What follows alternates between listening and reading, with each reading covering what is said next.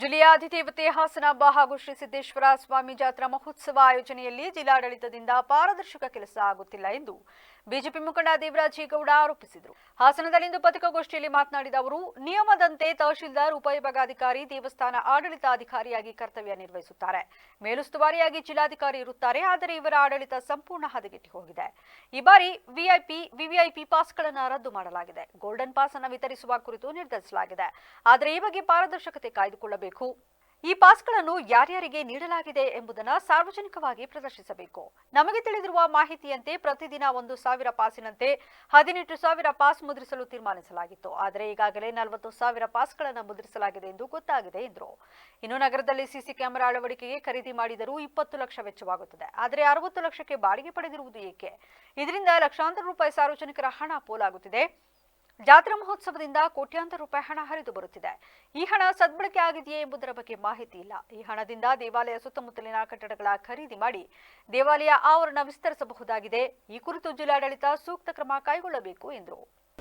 ಹಾಸನಾಂಬ ಜಾತ್ರೆಯನ್ನು ನಡೆಸಬೇಕು ಅಂತೇಳಿ ತೀರ್ಮಾನವನ್ನು ತೆಗೆದುಕೊಂಡಿದೆ. ಅಲ್ಲಿ ನಾನು ಒಂದು ಅರ್ಥ ಆಯ್ತಿಲ್ಲ ನನಗೆ. ಭಾಳ ಪ್ರಮುಖವಾದ ಅಂಶ ಏನು ಅಂತಂದರೆ, ಇದುವರೆಗೂ ಕೂಡ ನಾವು ಚಿಕ್ಕವರಿಂದಲೂ ಕೂಡ ನೋಡ್ಕೊಬಂದಿರೋ ರೀತಿಯಲ್ಲಿ ಹಾಸನಾಂಬ ಜಾತ್ರಾ ಮಹೋತ್ಸವದ ಉಸ್ತುವಾರಿಯನ್ನು ಸ್ಥಳೀಯ ಉಪವಿಭಾಗಾಧಿಕಾರಿಗಳಾದಂಥ ಅಂದರೆ ಅಸಿಸ್ಟೆಂಟ್ ಕಮಿಷನರ್ ಅವ್ರ ಜವಾಬ್ದಾರಿ ತಗೊಳ್ಳೋದು ವಾಡಿಕೆ. ಅದು ತಹಶೀಲ್ದಾರರು ಮತ್ತು AC ಅವರ ಜವಾಬ್ದಾರಿ. ಅದನ್ನು ಮೇಲುಸ್ತುವಾರಿಯನ್ನು ಜಿಲ್ಲಾಧಿಕಾರಿ ಮತ್ತು ಜಿಲ್ಲಾ ದಂಡಾಧಿಕಾರಿಗಳಾದಂಥ DC ಅವರು ಅದನ್ನು ಮೇಲುಸ್ತುವಾರಿ ನೋಡ್ಕೊಳ್ಳೋಂಥದ್ದು ಇದುವರೆಗೆ ನಡ್ಕೊಬಂದಿರೋಂಥ ಒಂದು ನಿಯಮ. ಅದು ನಾವು ಹಿಂದಿನ ಸಾಲುಗಳೆಲ್ಲ ನೋಡಿದ್ದೀವಿ. ಅಲ್ಲಿ ಹಿಂದೆ ಸರ್ಕಾರದ ಜನಪ್ರತಿನಿಧಿಗಳು ಯಾವ ಥರ ನಡ್ಕೊಂಡ್ರು, ಯಾವ ರೀತಿ ಹಾಸನಾಂಬ ಜಾತ್ರೆಯನ್ನು ರಾಜಕೀಯವಾಗಿ ದುರುಪಯೋಗ ಮಾಡ್ಕೊಂಡು ಅಂತ ನಾವೆಲ್ಲ ಕಣ್ಣಾರೆ ನೋಡಿದ್ದೀವಿ. ಅಲ್ಲಿ ಅಂಥ ಅಧಿಕಾರಿಗಳು ಇವತ್ತು ಈ ಜಾಗದಿಂದ ಬಿಟ್ಟು ಹೊರಹೋಗಿದ್ದಾರೆ. ಈಗ ನೂತನವಾಗಿ ಬಂದಿರುವಂಥ ಶ್ರೀಮತಿ ಲತಾ ಕುಮಾರಿ ಮೇಡಮ್ ಅವರು ಕೂಡ ಈ ದೇವಸ್ಥಾನದ ಬಗ್ಗೆ ಭಾಳ ಕಾಳಜಿ ವಹಿಸ್ಕೊಂಡು ಮಾಡ್ತೀವಿ ಅನ್ನೋ ಒಂದು ಭಾವನೆಯನ್ನು ವ್ಯಕ್ತಪಡಿಸಿದ್ದಾರೆ. ಹಲವಾರು TV ಮಾಧ್ಯಮದಲ್ಲಿ ನಾನು ನೋಡಿದ್ದೇನೆ.